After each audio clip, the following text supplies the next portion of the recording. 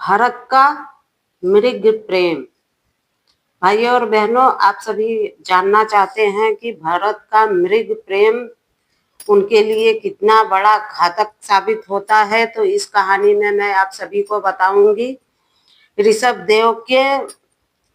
देव थे, उनके पुत्र थे भरत, और बहुत ही यशस्वी और बहुत ही प्रजापालक और बहुत ही अच्छे राजा हुए थे भरत। तो मैं वो भरत की बात नहीं कर रही हूँ जो दुष्यंत और शकुंतला, ये दूसरे भरत, ऋषभ देव के पुत्र थे भरत, और बहुत ही संत स्वभाव के राजा थे। तो उनका मृग प्रेम की वजह से उनको मृग का जन्म लेना पड़ा। भाइयों और बहनों, इतना जप तप पूजा पाठ करने के बाद भी उनको मृग के का जन्म लेना पड़ा। क्यों लेना पड़ा? अगर इसके बारे में आप सभी जानना चाहते हैं तो बने रहिए मेरे YouTube चैनल पे और पूरे वीडियो को सुनिएगा और देखिएगा। और सब्सक्राइब ना किया हो तो मेरे चैनल को सब्सक्राइब कर दीजिए, और फेसबुक पे देख रहे हैं तो फॉलो कर लीजिए। क्योंकि भाइयों और बहनों, जब तक कहानी को पूरा नहीं सुनेंगे तो उसके बारे में आपको समझ में नहीं आएगा। और मैं भी सत्य कहानी लेके आती हूँ, पूरी बुक लेके आप सभी के साथ में बैठती हूँ कि इसमें कोई मनगढ़ंत कहानी ना हो। तो भाइयों और बहनों, कथा को शुरू करते हैं। और कथा मेरी अच्छी लगे तो लाइक सब्सक्राइब जरूर कीजिएगा। तो ऋषभ देव के वन गमन के पश्चात उसके यशस्वी पुत्र भरत ने राज्य की बागडोर अपने हाथों में ले ली। भरत ने पंचजलि से विवाह किया। उन्होंने पंचजलि से विवाह किया, उनसे एक पुत्र पैदा हुआ जिनका नाम नहुस रखा गया। और नहुस बड़े ही प्रतापी और तेजस्वी थे। नहुस ने स्वर्ग पर चढ़ाई करके देवराज इंद्र को भी पराजित किया था। भरत के पुत्र नहुस ने देवराज इंद्र को भी पराजित किया था। भरत योगी थे, महान निरासक्त थे। राज्य और वैभव में उनकी रंच मात्र भी आसक्ति नहीं थी। उनको राज्य में और राज्य की चीजों में जरा सा भी उनका मन नहीं लगता था। और ये माया में, दुनियादारी में, राज्य संभालने का, वैभव, ये सब में उनका बिल्कुल मन नहीं लगता था। भाइयों और बहनों,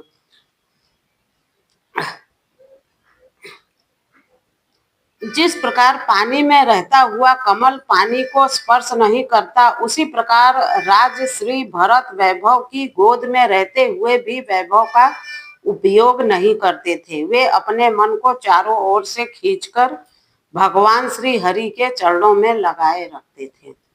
राजकुमार नहुस जब बड़े हुए तो राजर्षि भरत उन्हें राज सौंपकर गंडकी के किनारे हरिहर क्षेत्र में चले गए और कुल आश्रम में रहकर भक्तिपूर्ण जीवन व्यतीत करने लगे। जब उनके पुत्र बड़े हुए तो उनको राजपाट सौंप के और वो जंगल में चले गए और आश्रम एक छोटा सा बनाया और वहीं पे श्री हरि विष्णु की आराधना करने लगे।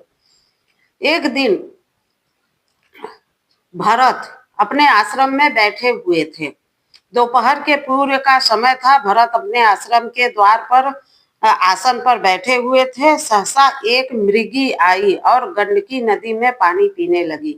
मृगी गर्भवती थी। मृगी अभी पानी पी ही रही थी कि उसे सिंह की दहाड़ सुनाई पड़ी। वह पानी पीना छोड़कर चकित दृष्टि से इधर उधर देखने लगी। सिंह दहाड़ता हुआ उसकी ओर चला आ रहा था। मृगी भयभीत हो उठी। उसे अपनी चिंता तो कम, किंतु उस शिशु की चिंता अधिक थी जो उसके गर्भ में था।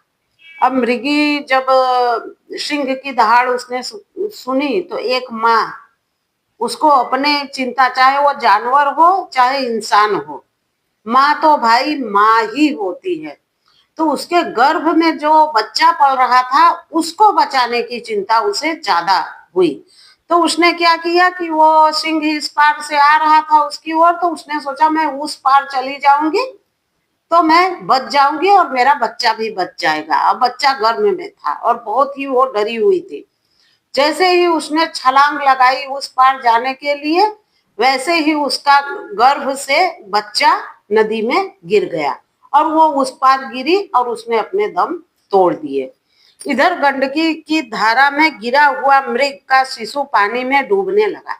जैसे ही उसका मृग छोटा बच्चा पानी में गिरा और डूबने लगा, और जब डूबने लगा, उतराने लगा, राजश्री भरत यह दृश्य देखकर कांप उठे।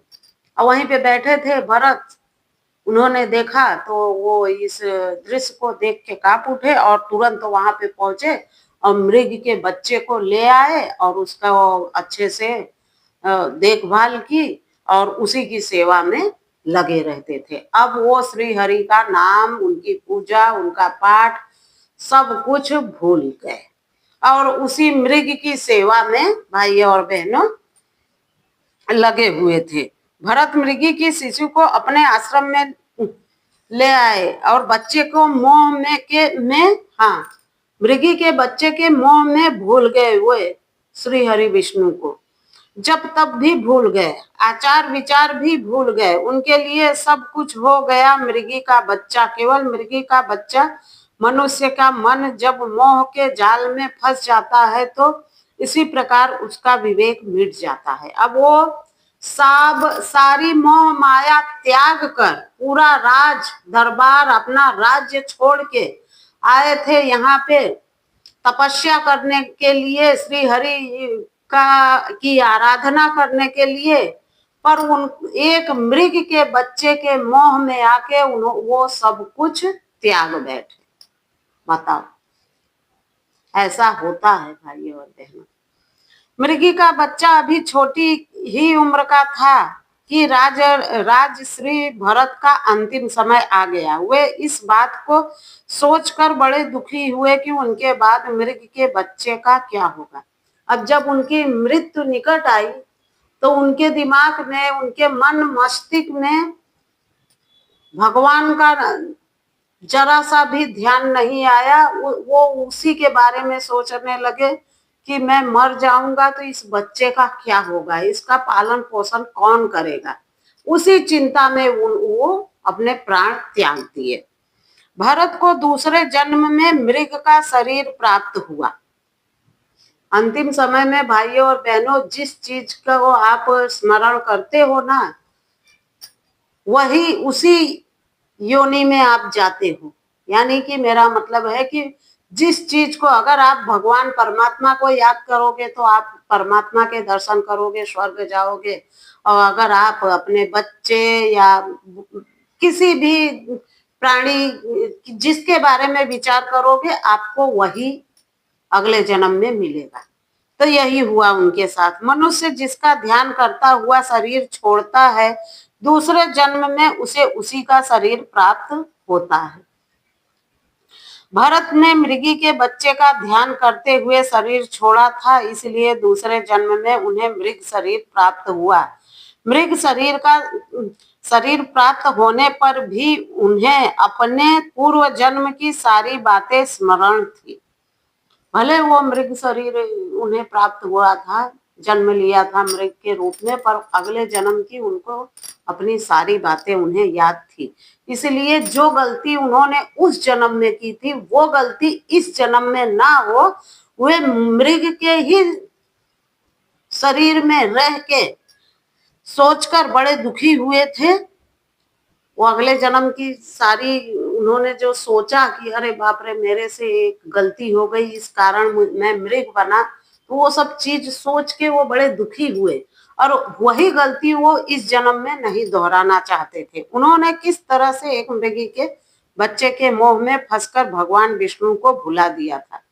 वे मृग के रूप में अपने कर्म धर्म का पालन करने लगे। अब इस जन्म में भैया, उस जन्म में तो भूल हो गई, अब इस जन्म में नहीं करूंगा। इसलिए वो मृग के रूप में ही सारा नियम धर्म भक्ति पूर्वक भगवान की भक्ति करने लगे। मृग का शरीर छोड़ने पर उन्हें ब्राह्मण का शरीर प्राप्त हुआ था।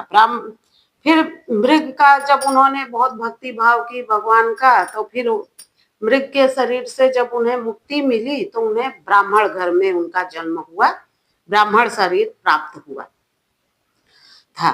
बहुत ही एक चीज आप सभी को, बहुत ही पुण्य कर्म जिन्होंने किया होता है उसी का जन्म ब्राह्मण परिवार में होता है भाइयों और बहनों। ब्राह्मण ब्रह्मा के पुत्र कहे जाते हैं, ब्रह्म अवतार हैं ब्राह्मण। अब क्या करें, ये कलयुग है, कोई नहीं मानता, लेकिन बहुत ही पुण्य कर्म जो करता है उसी को ब्राह्मण कुल में जन्म मिलता है।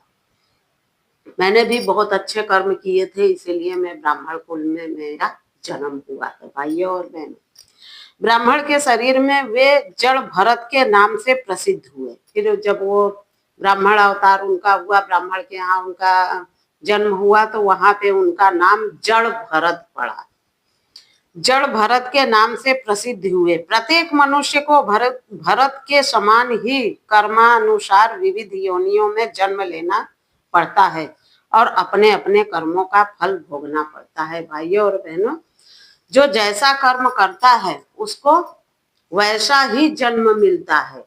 इस जन्म में जो आप जैसे कर्म करोगे, अगला जन्म आपके इस जन्म से निर्धारित किया जाएगा कि अगले जन्म में आप क्या बनोगे, किस योनि में आपका जन्म होगा, पशु पक्षी